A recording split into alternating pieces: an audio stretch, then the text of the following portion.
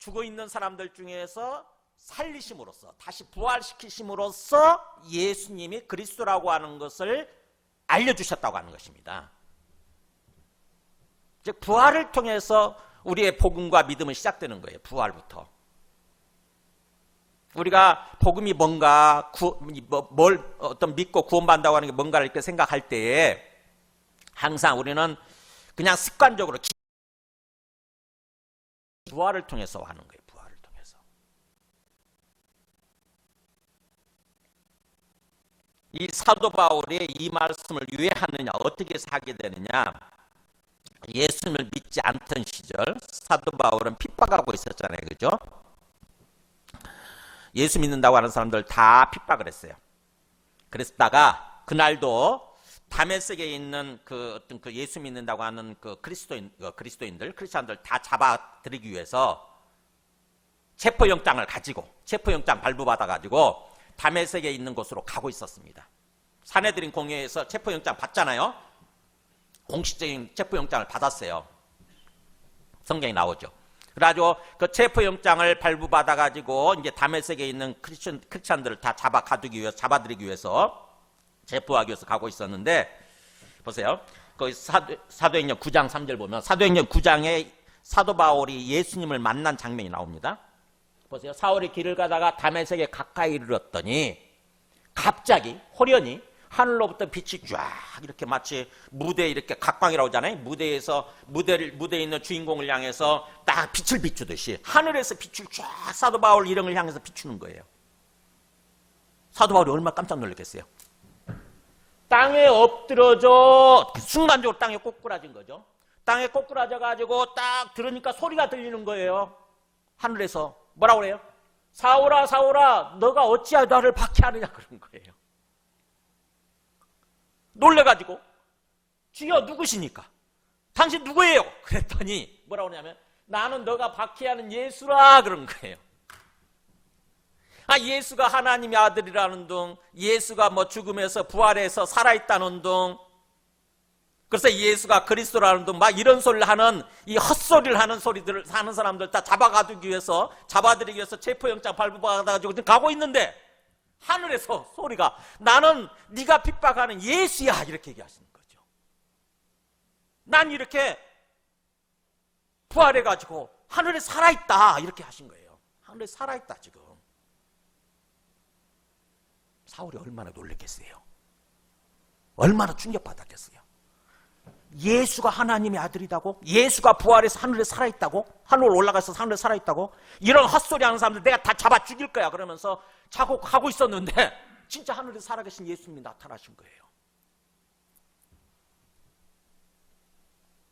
누구보다도 여호와 하나님을 자기는 믿고 있다고 생각을 하고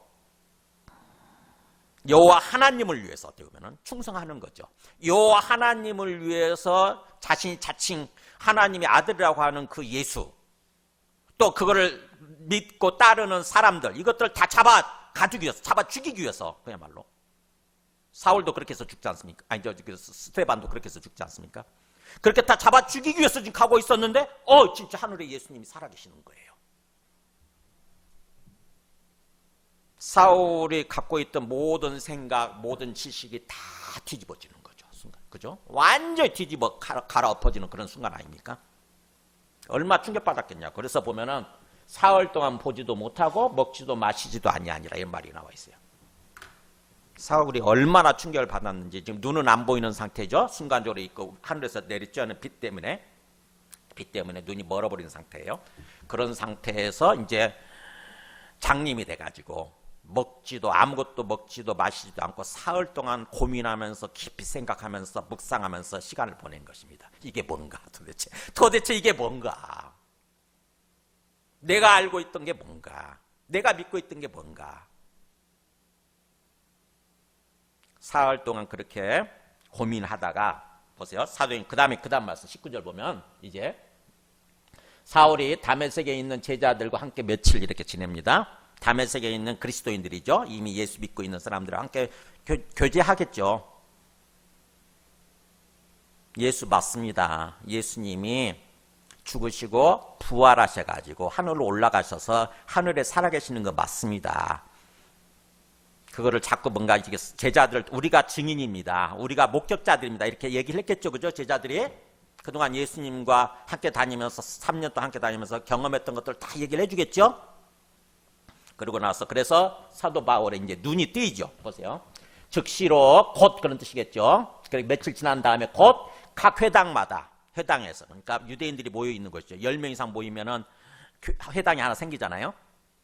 각 회당에서 뭘 선포하나 보세요. 예수가 하나님의 아들이시라고 선포하는 거예요. 예수는 하나님의 아들 맞다. 이게 말도 안 된다고 생각했거든, 사울은요. 근데 예수가 하나님의 아들 맞다. 즉, 뭐예요? 하늘에 하나님 아버지가 계시고 하나님 아들이 계시는데 그 하나님의 아들이 이 땅에 예수의 모습으로 오셨다. 그래서 예수가 하나님의 아들 맞다라고 전파하기 시작하는 거예요. 이 사도 바울이 전한 복음의 핵심 일성이 이거예요. 예수는 하나님의 아들이라는 거죠. 부활이 맞다면 부활을 통해서 예수가 하나님의 아들 맞다. 그리고 또 보세요. 그러니까 듣는 사람들이 다 놀라는 거예요. 깜짝 놀래가지고 이 사람이 예루살렘에서 이런 이름, 예수라고 하는 이름을 부르는 사람을 다 멸망시키려고, 죽이려고 하던 자가 아니냐 막 놀라는데, 사울은 마음속에 뭐예요? 하나님의 은혜를 받아서 힘을 더 얻어서 뭐라고 또 얘기합니까? 예수를 그리스도라 증언하는 거예요. 이게 두 번째 메시지예요. 사울이 전한 복음의 핵심 메시지. 예수는 그리스도 구원자가 맞다는 것입니다.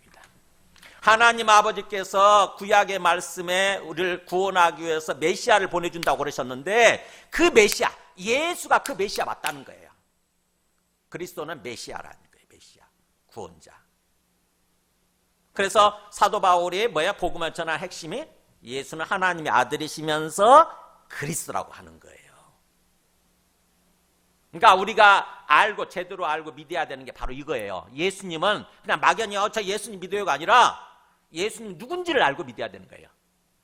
예수님 어떤 분이시다? 하나님의 아들이시라는 거죠.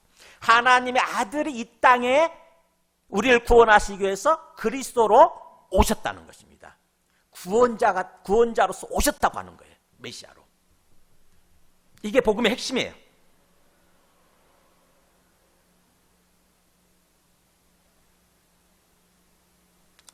뿐만 아니라 우리가 지난주에 얘기했던 사도행전 2장, 성령이 오시고 나서 사도 베드로가 설교를 했잖아요. 첫 번째 설교.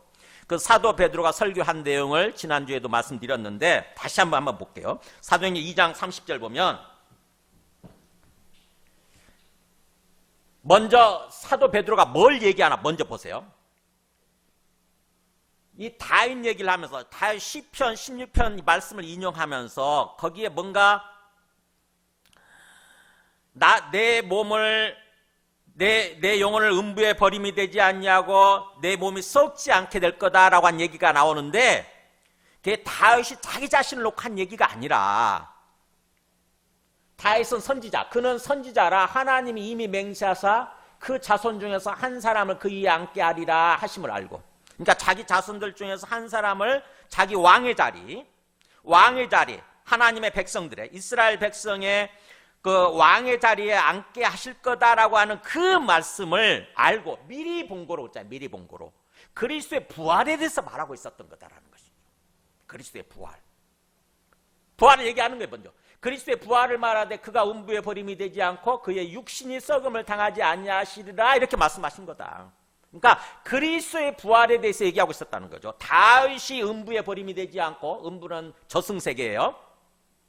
다윗의 육신이 썩음을 당하지 않는다는 말씀이 아니라 그리스도, 장차 오실 다윗의 자손 중에서 오실 그리스도, 그 그리스도의 부활에 대해서 다시 살아날 것에 대해서 얘기하고 있었던 거다. 예언하고 있었던 거다. 근데 예수가 오셔서 부활하심으로써 이 예수를 하나님이 살리신지라. 다윗은 뭐예요? 그리스도의 부활에 대해서 미리 보고 말씀하고 있었는데 예수님이 오셔서 살아나신 거죠. 사흘 만에. 하나님이 그렇게 하셨다는 거예요. 그럼으로써 결국 예수는 누가 되는 거예요? 다윗이 예언하고 있었던 그리스도가 되는 거죠. 그리스도. 예수는 그리스도가 되는 거예요. 부활을 통해서.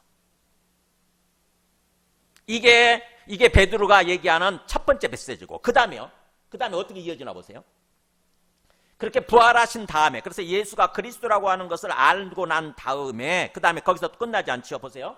그가 하나님의 오른편에 높여지면, 이건 제가 조금 원래대로 직역을 했습니다. 원문대로. 우리는 조금 하나님이 그를 자기 오른편에, 하나님 우편에 앉히심에 이렇게 돼 있어요. 근데 정확히 원문대로 번역을 하면 이렇게 돼요. 그가 하나님의, 예수님이 주어예요. 그리스도가, 예수 그리스도가 주어예요. 그가 하나님의 오른편에 높여지는 거예요. 하나님 아버지에 의해서, 하나님에 의해서 하나님의 오른편에 딱 높여지는 것입니다. 그랬더니 그 말씀이 이제 또 다윗의 말씀, 시편 110편 1절이에요. 이게 그리스도에 관한 메시지거든요. 시편 110편이 굉장히 중요한 말씀입니다. 시편 110편 1절에 뭐라고 나왔냐면은, 주께서 내 주에게 말씀하시기를 내가 너의 원수로 너의 발등상이 되게 하기까지 너는 내 우편에 앉아있으라 하셨도다. 이 말씀이 있다는 거예요. 이미 주께서 내 주에게, 주님이 두 분이 나오는 거예요. 이미 구약 성경에. 앞에 주는 하나님 아버지인 거고, 여기 뒤에 내 주는 예수 그리스도이신 거예요. 하나님 보좌에, 하나님 그 보좌에 어전회의 하는 곳, 그곳에 주님이 두 분이 계시는 거예요. 주께서 가운데 앉아 계신 하나님 아버지께서 그 오른편에 앉아 계시는 내 주 예수 그리스도를 향해서 말씀하신다는 거죠. 내가 너의 원수로, 사탄이겠죠. 내가 너의 원수 사탄을 너의 발등상이 되게 하기까지, 그러니까 네 무릎 앞에 무릎 꿇릴 때까지, 네 발 앞에 무릎 꿇릴 때까지 너는 내 우편에 앉아 있으라, 이렇게 말씀하셨다는 거예요. 내 오른편에 앉아서 뭐 해라? 내 아들로서 네가 통치해라, 이거죠. 네가 통치해라. 우편이라고 하는 그 자리는 그 자리거든요. 하나님 아버지께서 예수님을 향해서 너는 내 아들로서 너가 통치해라 라고 이렇게 말씀하신다는 거예요. 사탄이 완전히 멸망시킬 때까지. 그러니까 예수님이 부활하시고 하늘에 오르셔서 어디 계시는 거죠? 하나님 아버지 오른편에, 우편에, 아들 자리에 계시는 거예요. 아들 자리에. 그러면서 그 예수님이 뭐예요? 온 우주를 통치하고 계시는 거예요. 언제까지? 예수님이 재림하실 때까지. 우편에 앉아 있으라. 그래서 그 설교의 결론이 이거잖아요. 사도 베드로가. 그러므로 이스라엘 온지 하나님 백성들이죠. 이스라엘 온지 하나님 백성을 확실히 알라, 이거예요. 확실히 알라. 뭘 알라? 같이 읽습니다. 시작. 너희가 십자가에 못 박은 이 예수를 하나님이 주와 그리스도가 되게 하셨느니라. 너희는 못 모르고 뭐 아무것도 모르는 상태에서 그냥 예수가 하나님의 아들이라고 그러니까 하나님을 불경죄를 지었다고 그러면서 하나님을 못 오겠다고 그러면서 뭐예요? 십자가에 못 박아 죽였어요. 그런데 하나님이 다시 살리셔서 하나님 오른편에 앉히심으로써 뭐예요? 예수님은 주님이시고 그리스도라고 하는 거죠. 그걸 보여주셨다고 하는 것입니다. 이걸 확실히 알아야 된다는 거예요. 그러니까 우리가 예수님을 믿는다고 그럴 때 예수님을 어떻게 알고 믿어야 되느냐? 예수님은 하나님의 아들 주가 되시는 분이세요. 하나님의 아들, 즉 하나님 주가 되시는 분으로서 그리스도로서 이 땅에 오셨다고 하는 거죠. 우리의 구원자 되시기 위해서, 우리를 구원하시기 위해서 이 땅에 오셨다고 하는 거예요. 이거를 확실히 알고 항상 마음속 깊이 생각을 해야 돼요. 깊이. 예수님은 누군가 하는 거예요. 내가 지금 믿고 있는 예수님 누구다? 하나님의 아들 주님이시고 나를 구원하기 위해서 오신 그리스도 구원자이시다. 항상 이 고백을 해야 되는 거죠. 그래서 이렇게 부활로 먼저 예수님을 알고 예수님을 주와 그리스도로 믿고 그 다음에 이제 하나님 아버지께 나아가는 거죠. 예수가 하나님의 부활을 통해서 예수가 하나님의 아들이시라고 한다면 하나님 아버지가 계시는 거 아닙니까? 그잖아요. 그래서 예수님이 뭐라고 말씀하셨냐면 요한복음 14:6절에 내가 곧 길이요 진리요 생명이니 나로 말미암지 않고는 누구께? 나로 말미암지 않고는 누구에게로? 아버지께로 하나님 아버지께로 올 자가 없느니라. 그러니까 결국 예수님은 뭐예요? 예수 이 땅에 왜 오신 거예요? 하나님 아버지께로 인도하기 위해서, 우리 모든 사람들을 하나님 아버지께로 인도하기 위해서 오신 거예요. 그러면 구원이 뭡니까? 하나님 아버지께로 인도되는 거예요. 하나님 아버지께로 인도되는 거, 하나님 아버지께 가는 거, 이게 구원이에요. 예수님은 그것을 위해서 오신 거예요. 우리 모든 사람들을 하나님 아버지께로 인도하기 위해서. 그래서 우리가 예수님을 믿는다고 그럴 때 하나님 아버지가 뒤에 계시는 거예요. 예수님을 믿고 예수님을 통해서 누구 앞으로 가는 거예요? 하나님 아버지 앞으로 가는 거예요. 그게 믿음이고 그게 구원이에요. 그 다음에 두 번째, 그렇게 부활을 통해서 예수님이 누구신지를 제대로 알았다고 한다면은 그 다음에 4절에 보세요. 4절에 오늘 말씀이 마치 인사하고 축도 형식으로 돼 있다 보니까 띄엄띄엄 이렇게 딱 나눠져 있는데 4절 보겠습니다. 4절 뭐라고 하냐면 그리스도께서, 분명히 예수가 그리스도라고 하는 사실을 알았죠. 그 그리스도가 이제 주어예요. 그 그리스도께서 하나님 곧 우리 아버지의 뜻을 따라 이 악한 세대에서 우리를 건지시려고 우리 죄를 대속하기 위하여 자기 몸을 주셨다. 두 번째 메시지는 예수가 그리스도라는 사실을 알았다고 한다면 이제 뭐예요? 그 그리스도가 왜 죽었느냐 하는 거죠. 그리스도의 십자가에 대해서 묵상을 하는 것입니다. 아니, 예수가 하나님의 아들이신데 어떻게 죽지? 예수가 하나님의 아들이라고 한다면 하나님이신데 죽을 수가 없잖아요. 근데 뭐예요? 하나님의 아들이시지만 인간의 모습으로 오셔서 죽으신 거죠. 죽으시기 위해서, 우리 인간들을 위해서 죽으시기 위해서 인간의 모습으로, 우리와 똑같은 인간의 모습으로 오신 거예요. 인간의 모습으로. 그렇다고 한다면 예수가 왜 하나님의 아들이신데 인간의 모습으로 오셔서 죽으셔야만 했는가? 예수 그리스도의 십자가의 의미가 뭔가? 십자가는 죽음이잖아요. 예수 그리스도의 십자가, 예수 그리스도의 죽음의 의미가 무엇인가에 대해서 깊이 생각을 해야 되는 거예요. 깨달아야 되는 것입니다. 왜 죽으셨지? 하나님의 아들이신 분이 오셔서 왜 죽으셨지? 바로 나오죠. 뭐예요? 이 악한 세대에서 우리를 건지시려고 우리 죄를 대속하기 위해서라고 돼 있잖아요. 두 가지 내용이 나오잖아요. 먼저 우리 죄를 대속하기 위해서 죽으셨다고 하는 것입니다. 우리 죄. 무슨 죄? 히브리서 10장 1절 한번 보세요. 구약에도 예수님 오셔서 우리를 위해서 죽으시기 전에 우리가 죄를 짓게 되면 우리 죄 때문에 죽어야 되는 존재들이 있었죠. 누구예요? 짐승들. 내가 죄를 짓고 나면요, 내가 죽게 되는 건데 나는 목숨이 하나뿐이니까 매번 죄를 지을 때마다 내가 죽을 수 없잖아요. 그래서 내 대신에 애꿎은 누구를 죽이는 거냐면 짐승을 죽이는 거예요. 짐승. 소를 잡아 죽이든지 아니면 양을 잡든지 짐승을 잡아서 죽이는 거예요. 그래가지고 짐승을 잡아서 짐승의 생명을 의미하는 게 피죠. 피. 짐승의 피를 뽑아가지고 피를 가지고 하나님 제단에 가서 이렇게 뿌리는 거예요. 하나님, 내 죄 때문에 내 대신에 이 짐승이 죽었습니다. 그래서 이 짐승의 생명인 피를 주님께 드립니다. 라고 이렇게 피를 제단에 가서 뿌리는 거죠. 그렇게 하면 하나님이 그 피를, 짐승의 피를 받으시고 내 죄를 용서해 주시는 거예요. 내가 지은 죄를 용서해 주시는 거예요. 그런 일이 계속 반복이 됐어요. 근데 그 짐승의 피라고 하는 것은, 짐승의 피에 의해서 죄를 용서받는다고 하는 것은 한계가 있었다는 거죠. 보세요. 이게 보면은 율법은 장차 올 좋은 일의 그림자일 뿐이요 참 형상이 아니므로. 자, 짐승의 피를 통해서 우리 죄를 용서받아야 한다고 하는 것이 율법에 나와 있잖아요. 근데 그 구약이라고 생각하시면 돼요. 구약의 율법은 장차 올 좋은 일의 그림자일 뿐이라는 거예요. 그림자. 실체가 아닌 거죠. 실체가 아니고, 그래서 참 형상, 진짜 형상이 아니라는 거죠. 그림자일 뿐이에요. 율법이라고 하는 거, 구약이라고 하는 것은. 실체는 뭐냐면 장차 올 좋은 일, 누구냐면 바로 예수 그리스도예요. 예수 그리스도 복음. 그것의 그림자일 뿐이다. 그래서 해마다 늘 드리는 같은 제사로는, 율법에 입각해서 매년 드리죠. 제사를.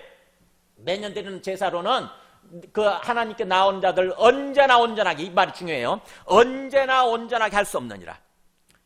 항상 에브리 타임, 항상, 그리고 완전하게 하나의 어떤 흠 없이, 부족함 없이 언제나 온전하게 할 수 있어야 되는데 그렇지 못했다고 하는 거죠. 1년짜리예요. 1년짜리. 그래서 보면은 이렇게 이는 황소와 염소의 피가 능히 죄를 없이 하지 못함이라. 이 황소를 잡고 염소를 잡아서 어떤 그 피를 들여서 내 죄를 용서받았는데 그게 뭐예요? 언제나 완전하게 죄를 없애지 못하는 거예요. 한시적인 거. 그러다 보니까 계속해서 죄를 질 때마다 짐승을 잡아야 되는 거죠. 우리가 하루에도 몇 번 죄를 졌는데 생각해 보세요. 하루에도 얼마나 죄를 많이 졌습니까? 생각으로, 말로, 행동으로. 근데 죄를 지을 때마다 뭐예요? 그거 죄 만약 용서받지 못하면 또 내가 죽게 되는 거니까 죄를 용서받기 위해서 짐승을 잡아가지고 가야 되는 거죠. 짐승을 잡아서 피를 뽑아가지고 제사장한테 드리면 제사장이 갖고 피를 양푼에다 담아가지고 와서 제단에 또 뿌리는 거죠. 하루에도 몇 번씩. 1년에는 수십 차례. 그런다고 생각해 보세요. 얼마나 거추장스럽고 얼마나 힘든 일이냐고요.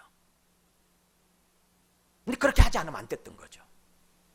근데 이제 예수 그리스도는 어떻게 하셨느냐? 히브리서 10장 11절 그 다음 말씀, 이어지는 말씀 보세요. 제사장마다 매일 나오잖아요. 매일 서서 섬기며 자주 같은 제사를 드리되, 자주 여러 번 같은 제사를 드리되 이 제사는 언제나 죄를 얻게 하지 못하는 거죠. 항상, 언제란 말이에요. 에브리타임. 언제나 죄를 없애줘야 되는데 그를 못했다고 하는 거죠. 그러나 보세요. 이제 읽어볼까요? 오직 그리스도는 죄를 위하여, 여기 중요한 표현이에요. 한 영원한 제사. 한 영원한 제사를 드리시고 하나님 우편에 앉으셨다. 뭐예요? 예수님의 십자가 죽음이라고 하는 것은 짐승의 죽음에 비교되는 거죠. 짐승이 죽어야 됐다고 한다면 이제는 하나님의 아들이신 분이 그리스도로 오셔서 죽으셨다고 하는 건데, 그 그리스도의 죽음이라고 하는 것은 뭐예요? 한 영원한 제사라는 것입니다. 단 한 번의 영원한 제사를 드리신 거예요. 단 한 번에. 그래서 한자말로 영단번의 제사 그렇게 표현해요.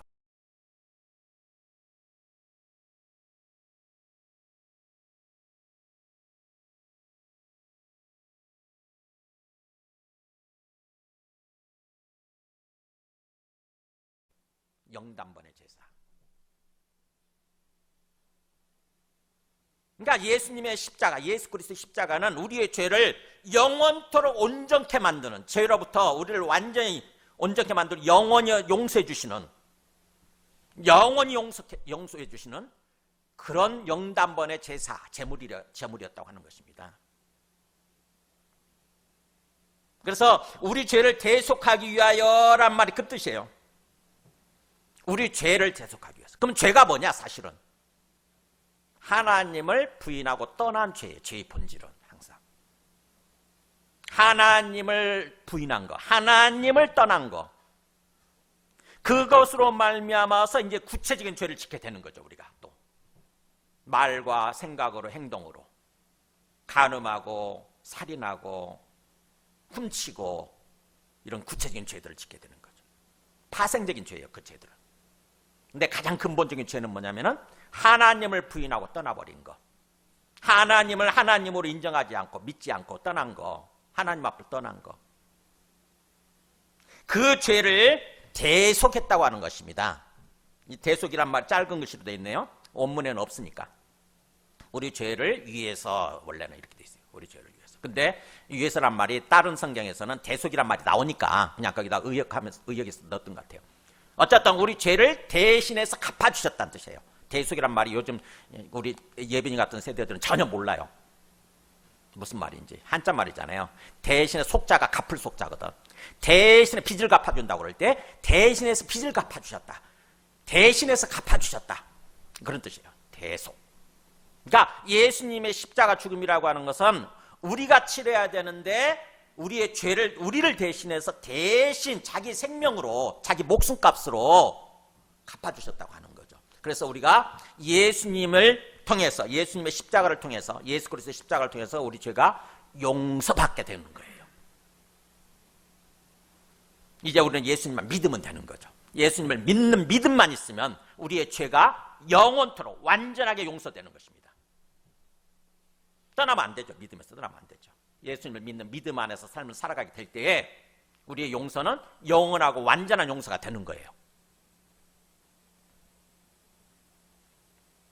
로마서 3장이 그래서 로마서 이걸 사도 바울은 나중에 이걸 좀 자세히 풀어서 설명했겠죠. 로마서에서 갈라디아서가 먼저 쓰여졌으니까 로마서에서는 어떻게 잘 풀었나 보세요. 로마서 3장 23절에 보면 자세히 풀어놨죠.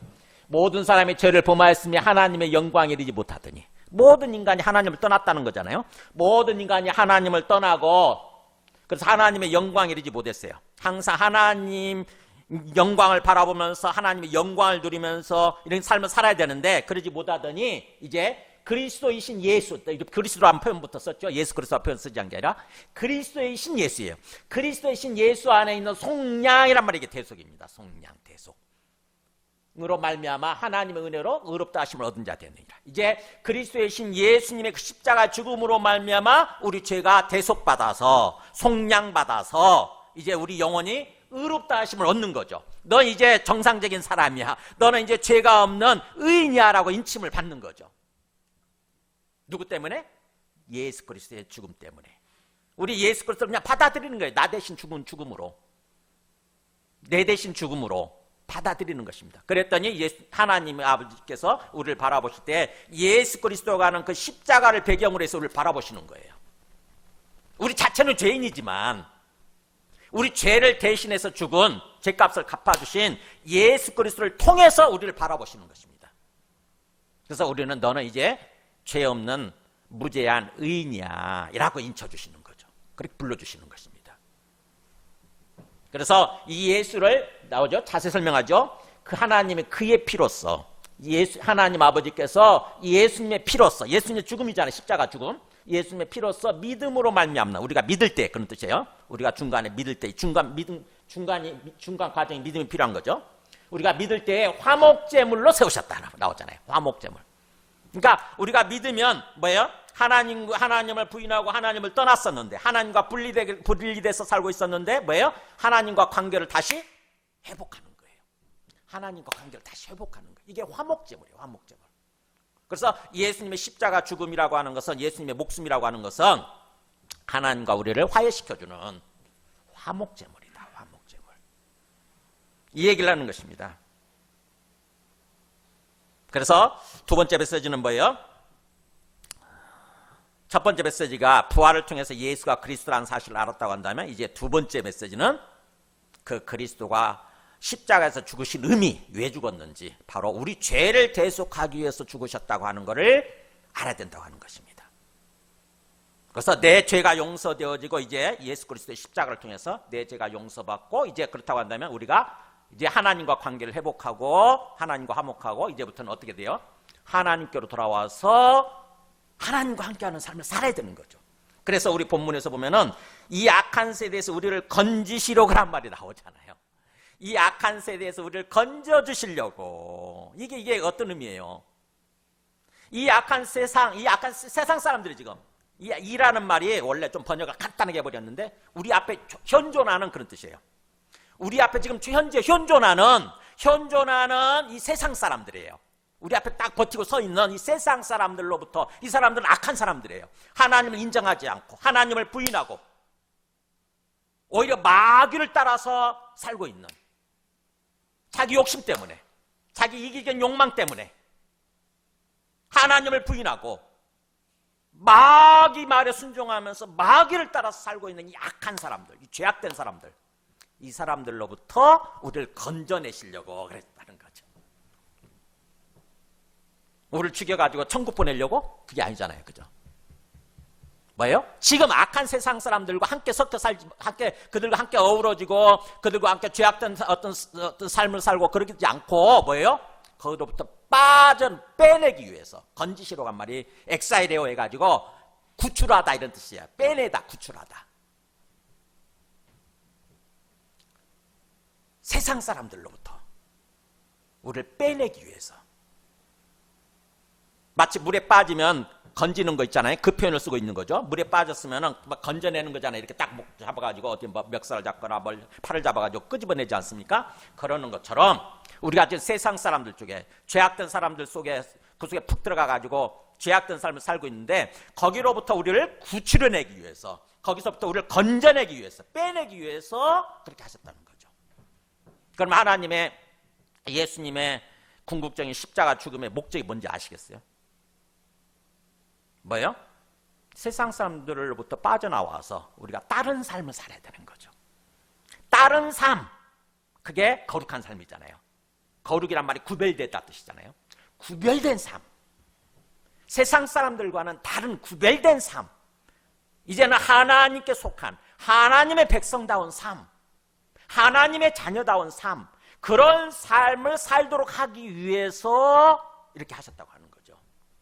그러니까 하나님 아버지의 구원의 어떤 최종 목적, 목표가 뭔지 아시겠어요? 우리를 죽여가지고 천국으로 들여보내기 위해서가 아니에요. 이 땅에서부터 뭐예요? 세상 사람들과는 다른 모습으로 살아가도록 하기 위해서 우리를 구원해 주셨다고 하는 것입니다. 그러니까 구원의 어떤 방점, 구원의 목적이 뭔가를 잘 생각하셔야 돼요. 우리가 하나님께서 우리한테 뭘 바라시나, 지금 이 땅에서부터, 지금 당장 이 땅에서부터 뭐예요? 다른 삶을 살아가기를 원하시는 거예요. 세상 사람들과는 다른 삶.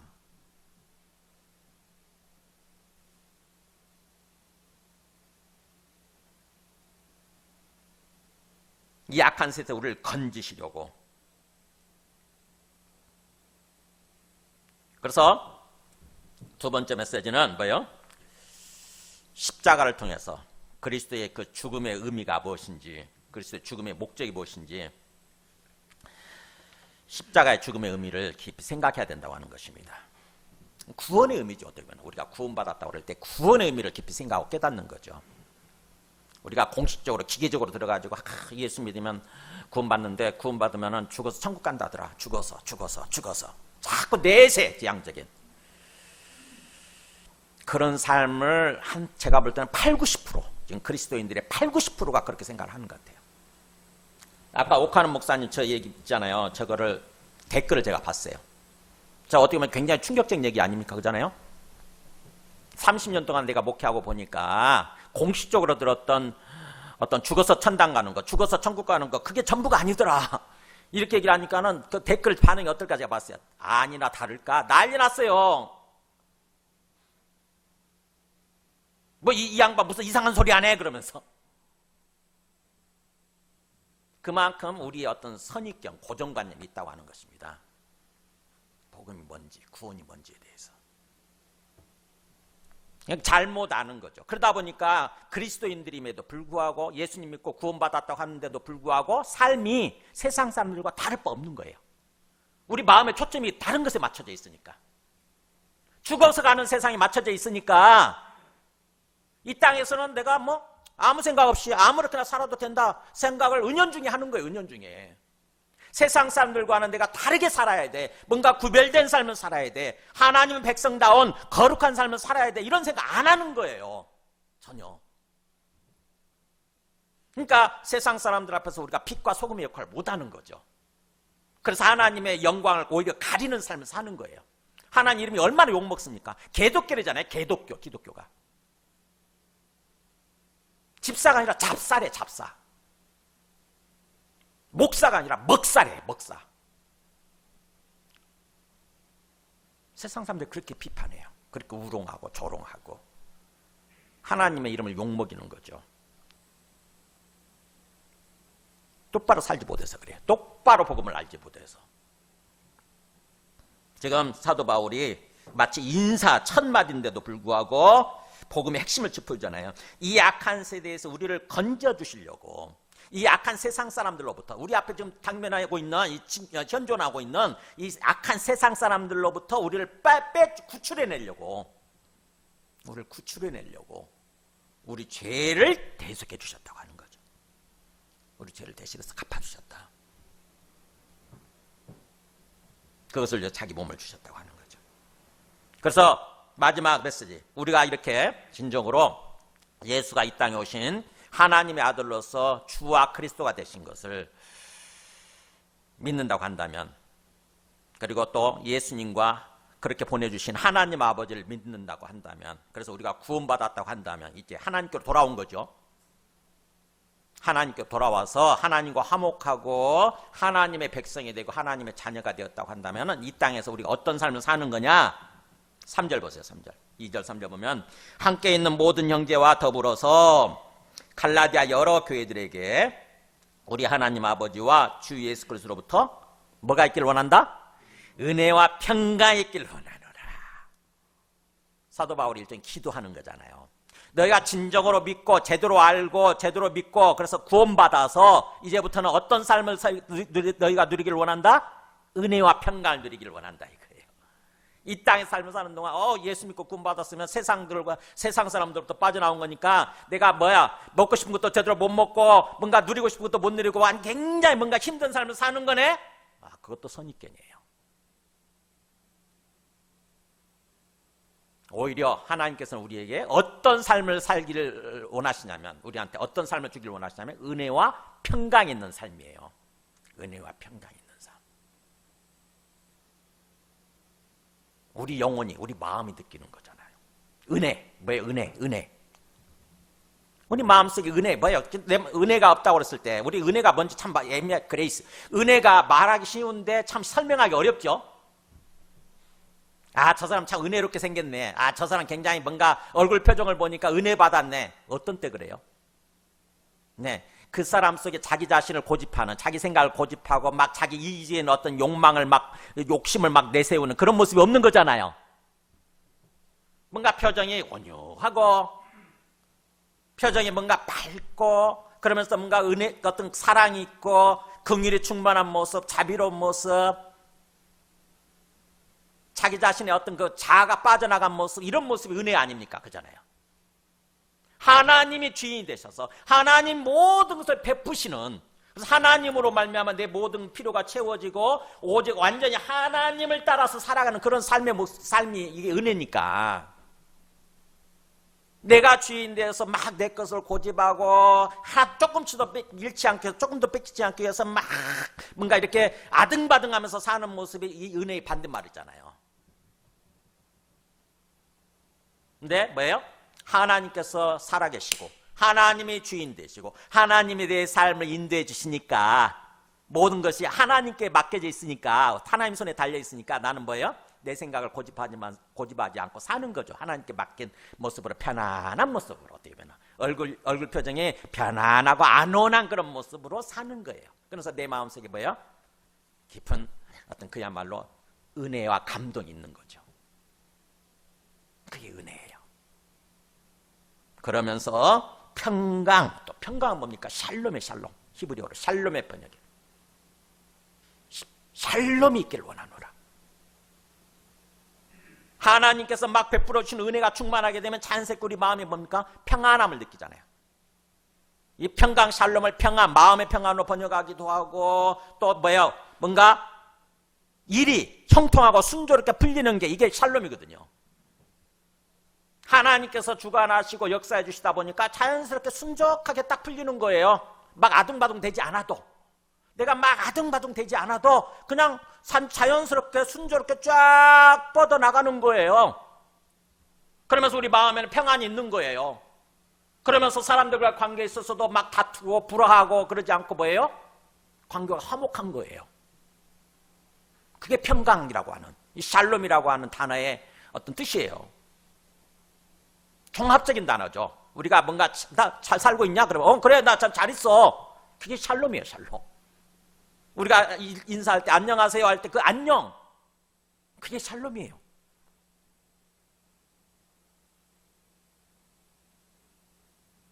하나님이 우리한테 주시는 최고의 복이죠. 최고의 복. 최고의 복. 우리의 영혼의 복, 우리 마음의 복, 그 다음에 우리 삶의 복. 그걸 누리기를 원한다고 하는 것입니다. 진짜 우리가 예수 믿고 구원 받았으면, 그래서 하나님께로 돌아와서 이제부터 하나님이 지켜주시고 하나님이 이끌어 가시는 그런 삶을 산다고 한다면 우리 삶이 뭐예요? 은혜와 평강을 누리는 그런 삶으로 우리가 살 수 있고, 그래서 살아야 된다고 하는 것입니다.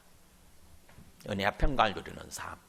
그러면서 그런 삶을 통해서 궁극적으로 어떻게 되는 거냐? 5절 보세요. 5절. 영광이 그에게 세세토록 있을지어다. 뭐예요? 하나님께 영광이 되는 삶이에요. 하나님께 영광을 올려드리는 삶. 하나님께 영광이 되는 삶. 궁극적으로 하나님께서 궁극적으로 우리에게 생명을 주시고 우리를 뭔가 지으신 이유, 우리를 창조하신 이유가 목적이 뭐예요? 하나님의 영광을 위해서거든요. 하나님의 영광을 위해서. 하나님께 영광이 된다. 하나님께 영광을 올려드린다는 말은 뭐예요? 하나님을 높이고 하나님을 찬양하는 거예요. 어떻게 보면. 하나님이 진짜 계시군요. 맞군요. 그러면서 하나님을 향해서 하나님께서 내게 은혜를 이렇게 베풀어 주셔서 나를 구원해 주셨군요. 그러면서 하나님의 은혜를 뭔가 감사하면서 하나님 감사합니다. 하나님 은혜에 감사하면서 하나님을 찬양하면서 하나님을 높이는 거, 이게 하나님께 영광이 되는 거예요. 하나님의 하나님 되심이 드러나는 거죠. 하나님의 하나님 되심이 드러나고 하나님의 이름이 높임받는 거, 이게 하나님께 영광이 되는 것입니다. 하나님은 그것을 위해서 우리를 지으시고 우리에게 생명을 주시고 우리에게 인생을 허락하시고 그 삶을 위해서 우리를 구원해 주시는 거예요. 그 삶을 위해서. 그래서 마지막 세 번째 메시지는 우리가 진짜 예수님 믿고 그렇게 구원받았다고 한다면 이 땅에서부터 은혜와 평강을 누리고 주께 영광 돌리는 그런 삶을 살아야 한다고 하는 것입니다. 그게 우리의 삶의 궁극적인 이유, 삶의 목적, 삶의 목표가 되어야 되는 거예요. 나를 통해서 하나님께 영광이 되는 것이 아니라 혹시 하나님의 이름이 욕먹는 것은 아닌가 생각을 해야죠. 항상. 내 욕심, 내 고집, 내 자아를 고집하면서 살게 되면은요, 하나님 욕먹어요. 세상 사람 욕합니다. 손가락질에 뒤에서. 제가 크리스찬이라고 그러면서 제가 교회 다닌다고 그러더니 왜 저렇게 살아? 그게 하나님 욕먹이는 거거든요.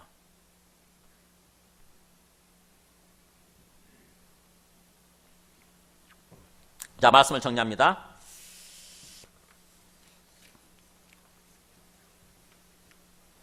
이 짧은 말씀이지만 오늘 말씀을 통해서 다시 한번 예수님이 누구신가, 우리가 믿고 있는 예수님이 누구신가, 부활을 통해서 예수님이 이 땅에 오신 하나님의 아들이시고 그리스도라고 하는 거. 그러면 그 그리스도가 왜 죽으셨어요? 십자가에? 그리스도의 십자가의 죽음의 의미는 뭐예요? 우리 죄를 대속하셨다고 하는 거. 하나님을 부인하고 하나님을 떠났었는데 그 죄를 대속하고 하나님께로 우리를 인도하기 위해서 하나님께로 돌아온다는 표현을 쓰죠. 성경에서, 구약에서는. 하나님께로 돌아와서 이제 하나님이 통치하시는, 하나님이 인도하시는 삶을 살아가도록 하기 위해서. 악한 세상에서 나와서, 악한 세상 사람들부터 빠져나와서 이제는 뭐예요? 하나님이 이끌어 가시는 삶을 살도록 하기 위해서 그리스도 되신 분이 십자가에서 죽으셨다고 하는 것입니다. 깊이 생각하시기 바랍니다. 그렇다면 우리 삶의 초점이 어디에 맞춰져야 돼요? 이제 하나님과 함께하는 삶에 초점 맞춰져야 돼요. 이 땅에서부터 하나님과 열심히 교제하고 교통하면서 하나님과 함께하는 삶을 사는 것을 초점 맞춰져야 됩니다. 또다시 교회만 다니고 예배를 드릴 뿐이지 하나님과 분리된 삶을 사는 것이 아니라 항상 우리 마음이 하나님을 의식하는 것입니다. 항상 하나님을 기억하고 하나님을 의식하고 항상 하나님을 바라보는 거예요. 고개를 들어서 하나님을 바라보고 하나님과 대화하는 것입니다. 하나님과 대화하는 거예요. 그게 기도예요. 기도는 대화입니다. 대화, 커뮤니케이션 하는 거예요.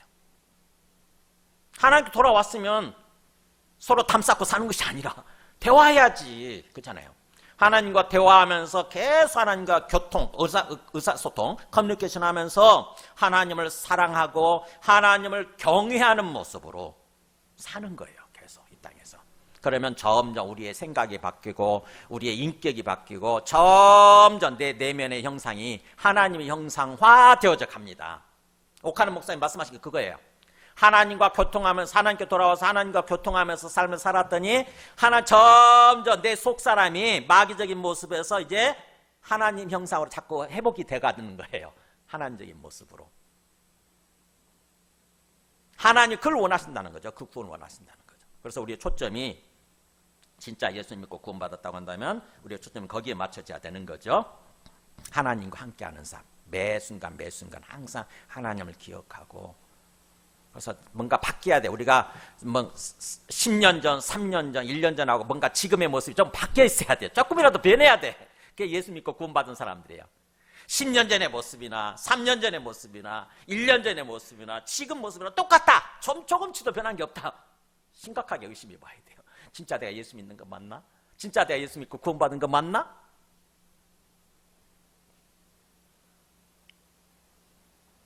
위에서 하나님 보실 때는 얼마나 안타깝게 바라보시겠어요? 얼마나 안타깝게 말씀해 주시겠습니까? 예수 믿고 구원받아서 죽으면 천국 오는 게 그게 전부가 아니란다 말씀하실 거잖아요. 그죠? 천국이라고 하는 특정 장소에 갔는데 거기에 득식을 나 같은 악한 사람들, 만약에 내가 전혀 변화되지 않았다고 한다면, 나 같은 짐승의 모습, 어떤 사탄의 모습이 가진 사람들이 거기에 득식을 한다고 생각해 보세요. 그게 천국이겠어요? 나보다 더 악한 사람들 막 있을 거잖아요. 거기 갔더니 막 자기 이기적인 욕망을 따라서 나를 죽이려고 그래. 그런 사람들이 막 수도 없이 있어. 그럼 그게 천국이겠냐고요. 그런 곳에 가고 싶으세요? 그래서 천국은 그런 곳이 아니에요. 변화된 사람들, 하나님적인 모습으로 바뀐 사람들, 하나님의 영상으로 회복된 사람들, 그런 사람들이 거기 그 사람들이 다 그런 사람들이 전부인 거죠. 그런 사람들이 모여 있는 곳이 천국이에요. 이 땅에서 우리가 삶을 사는 동안 하나님께서는 그렇게 우리가 변화되기를 바라시는 거죠. 그걸 성화라고 그래요. 신학적인 용어로 성화되어야 간다. 우리가 의인이 된 다음에 성화 되어져 가야 되는 거죠. 하나님적인 모습으로 변하는 거예요. 하나님의 형상을 회복해 가는 거예요.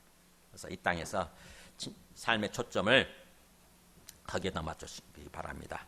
하나님께 돌아와서 하나님과 함께하는 삶을 사는 것, 그게 구원이다.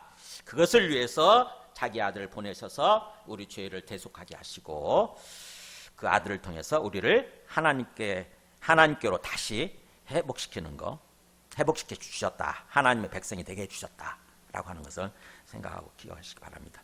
우리